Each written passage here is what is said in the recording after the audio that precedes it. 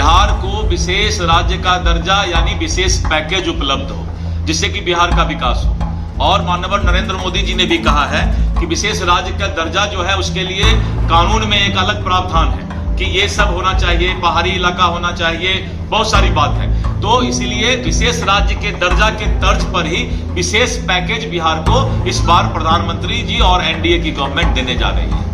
बिहार सरकार के मंत्री से प्रभारी मंत्री का समीक्षात्मक बैठक, कहा काम में लापरवाही बर्दाश्त नहीं।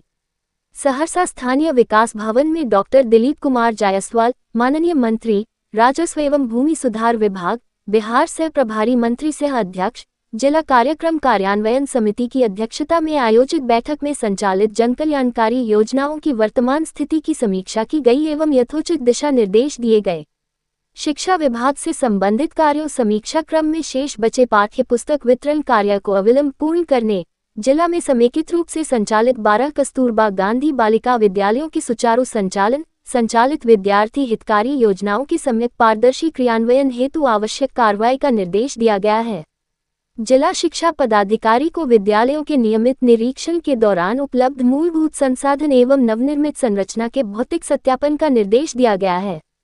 वन प्रमंडल द्वारा अब तक किए गए कार्यों समीक्षा के दौरान लगाए गए पौधों के विरुद्ध उनकी उत्तरजीविका के सत्यापन हेतु निर्देशित किया गया है।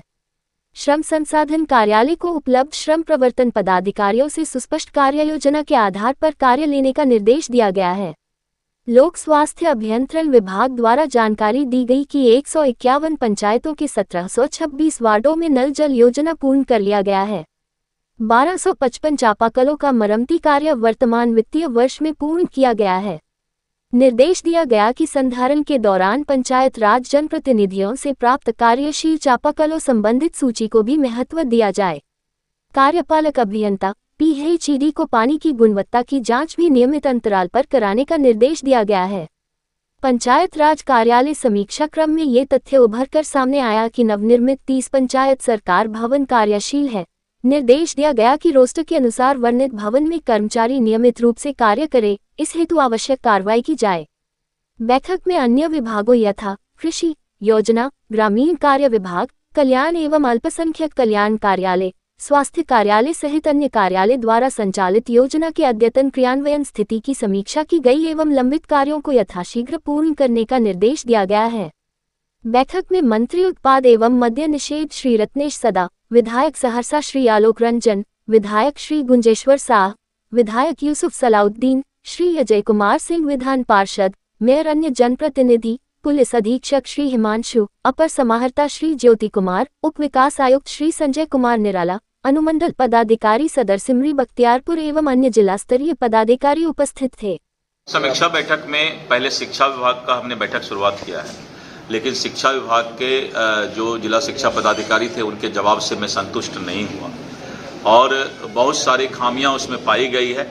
तो मैंने स्पष्ट रूप से जिला शिक्षा पदाधिकारी को हिदायत दिया है कि आप अगली बैठक में पूरी तैयारी करके आइए, क्योंकि मैं आपके जवाब से संतुष्ट नहीं हूँ। आपदा विभाग में भी जो नाव की व्यवस्था की गई है, अन्य व्यवस्थाएं की गई है, मैंने कहा है कि नाव का डिस्ट्रीब्यूशन बंटवारा जो है ये अच्छे तरीके से पूछ करके किया जाए, जिससे कि ग्रामीणों को नाव का फायदा या आपदा में और सब भी फायदा मिल सके। इसके साथ साथ जो PHD डिपार्टमेंट है, PHD डिपार्टमेंट ने कहा कि पूरे सहरसा के शहर के सभी लोगों को शुद्ध पेयजल उपलब्ध हो रहा है, लेकिन नगर निगम की मेयर ने जो है इस बात का प्रतिकार किया कि नहीं, ऐसी बात नहीं है। और मैंने कहा है कि 1 महीने के अंदर जो है सभी लोगों को नल जल से शुद्ध जल सहरसा के लोगों को मिले, शहर के लोगों को, इसका मैंने निर्देश दिया है। इसके साथ साथ जो है अन्य सभी विभागों का समीक्षा करना आज संभव नहीं हुआ। करीब 5 घंटा मैंने समीक्षा किया, लेकिन हम करीब 20 विभाग का ही समीक्षा कर पाए। 20 विभाग हमारा रह गया है। 15 दिन के बाद हम फिर बाढ़ की समस्या पर चर्चा करने, समीक्षा करने आ रहे हैं।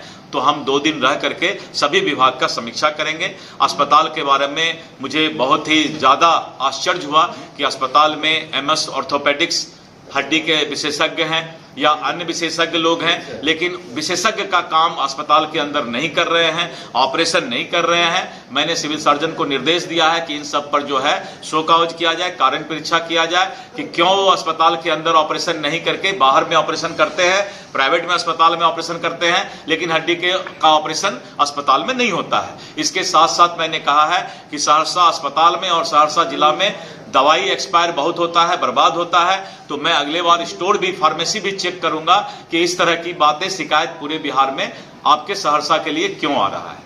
तो इस तरह करके अलग अलग विभाग का मैंने आज समीक्षा किया है, लेकिन आज के समीक्षा से मैं संतुष्ट नहीं हूं।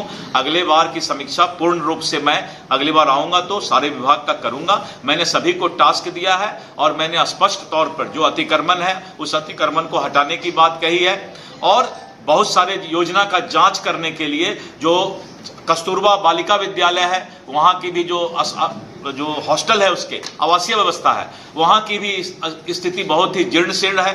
मैंने उसका इंक्वायरी करने का आदेश दिया है। तो इस तरह जो है मैंने स्पष्ट रूप से सभी पदाधिकारी को बता दिया है कि किसी तरह का कोताही का खामियाजा भुगतने के लिए वो लोग तैयार रहे, अन्यथा अपने जिम्मेवारी को ईमानदारी से निभाएं। बोल रहा है बिहार को विशेष राज्य का दर्जा यानी विशेष पैकेज उपलब्ध हो जिससे कि बिहार का विकास हो।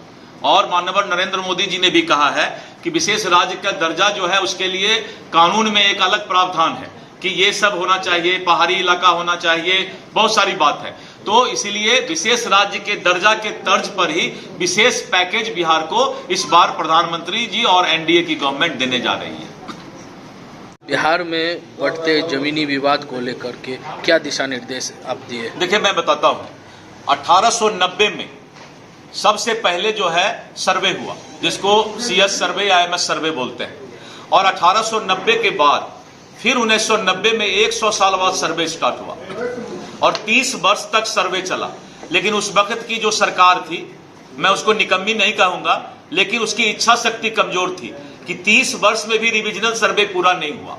और 130 साल के इतिहास में मेरे मंत्रित्व काल में ये तीसरा सर्वे बिहार में होने जा रहा है। हमने सबसे पहले 10,000 विशेष सर्वेक्षण अमीन सहायक बंदोबस्त पदाधिकारी की नियुक्ति की है। 16 जिला में सर्वे हमारा चल रहा है और पूरे बिहार में जब सर्वे कंप्लीट हो जाएगा तो किसी भी आदमी का जमीन सिर्फ पोर्टल पर उंगली दबाएंगे और अपने जमीन का पूरा हिस्ट्री उनको मिल जाएगा। यानी 90% जमीनी विवाद इस सर्वे को पूरा होने के बाद समाप्त हो जाएगा। अभी 60% मामले थाना में जमीनी विवाद को लेकर के, करीब 25% सिविल सूट कोर्ट में जमीनी विवाद को लेकर है, और दादा जब सिविल सूट केस करता है तो पोता को भी जजमेंट नहीं मिलता है। इसीलिए जैसे ये सर्वे पूरा हो जाएगा, मुझे भगवान पर भरोसा है कि मैं जल्दी ही इस सर्वे को अपने मंत्रित्व काल में पूरा करूंगा, क्योंकि 100 साल 30 साल 130 साल के बाद मैं सौभाग्यशाली हूं कि मुझे तीसरा सर्वे का मौका मिला है। सर्वे हो जाने दीजिए। इस बीच में जमीन विवाद के लिए जो भी समस्याएं आ रही है, प्रशासन उसको निपटाने का प्रयास कर रहा है, लेकिन सर्वे के बाद ये 90% समाप्त हो जाएगा।